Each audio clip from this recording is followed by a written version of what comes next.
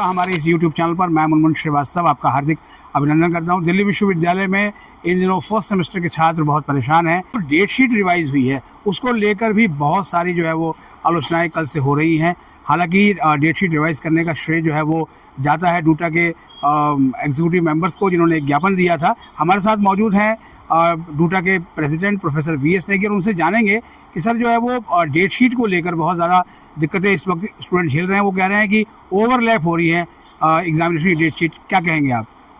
देखिए, जो पहला फर्स्ट राउंड में जो डेट शीट आई थी उसमें एग्जामिनेशन जनवरी से भी आगे तक चले गए थे, तो डूटा ने उसका संज्ञान लिया, क्योंकि उस समय क्लासेस भी होनी थी, एग्ज़ाम भी होने थे, इवैल्यूएशन भी होनी थी, ऐसी स्थिति बना दी गई थी।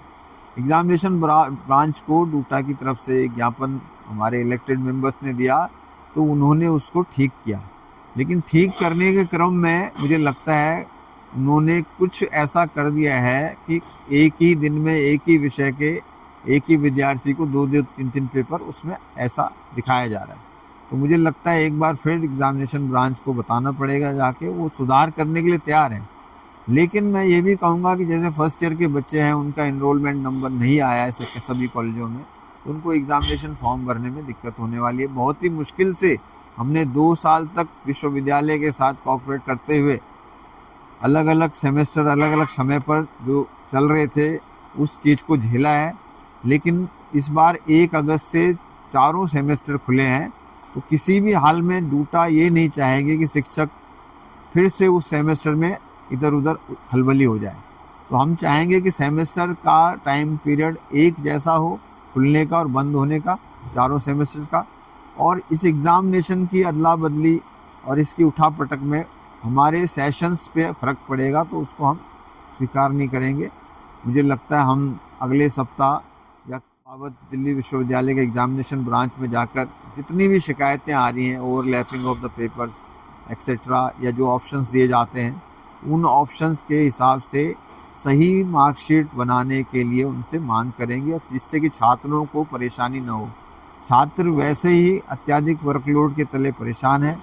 इस प्रकार की एग्जामिनेशन की अनिश्चितता से उसको और दिक्कत होती है, तो वो दिक्कत उनको आने न पाए, ये प्रयास हमारा एक और भी है सर कि 7th सेमेस्टर जो है वो के एग्ज़ाम पहली बार होंगे, और उसके स्टूडेंट भी शिकायत कर रहे हैं कि 4-4 पेपर एक ही दिन में जो है वो लिस्ट में नजर आ रहा है। 7th सेमेस्टर के भी बच्चों की शिकायत है कि अभी उनका पोर्टल भी नहीं खुला था भरने का, एग्जाम भरने, फॉर्म भरने का, और भरने जा रहे हैं तो पोर्टल पे दिखा रहा है कि आपका पिछला रिजल्ट नहीं आया। जी, तो सर ये इस तरह की दिक्कतें आ रही है, तो उसको लेकर भी आप डूटा ने कुछ बात की है? बिल्कुल, डूटा के 5 जो हमारे ऑफिस बियरर थे वो परसों मिले थे, और उन्होंने इस बाबत ज्ञापन और इस तरह का इंटरवेंशन एग्जामिनेशन ब्रांच के माध्यम से करेंगे। एग्जामिनेशन ब्रांच को हम पहले मिले, उन्होंने कहा कोई भी त्रुटि है तो आप बता दीजिए, लेकिन त्रुटियां एग्जामिनेशन ब्रांच की तरफ से आ रही हैं, वो हम लोग चाहेंगे कि वो ना हो, उससे बहुत दिक्कत होने वाली है और विद्यार्थियों का सत्र फिर आगे पीछे जाएगा, तो उसको हम स्वीकार करेंगे नहीं। तो सर आखिर ये इतनी दिक्कतें क्यों आ रही हैं? क्या लगता है एग्जाम ब्रांच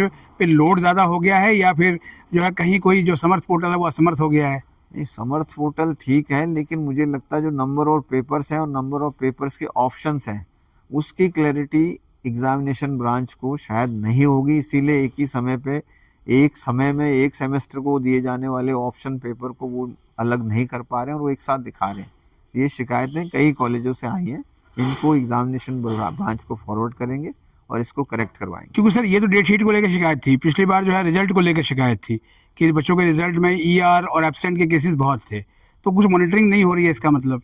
नहीं, उनके संज्ञान में डालेंगे और उनको स्ट्रिक्टली इस चीज़ को ठीक करने के लिए कहा जाएगा, क्योंकि इससे पूरे विश्वविद्यालय की छवि और विश्वविद्यालय के शैक्षणिक वातावरण पर भी प्रभाव पड़ता है। जी, बहुत बहुत धन्यवाद प्रोफेसर नेगी, हमें समय देने के लिए। Thank you.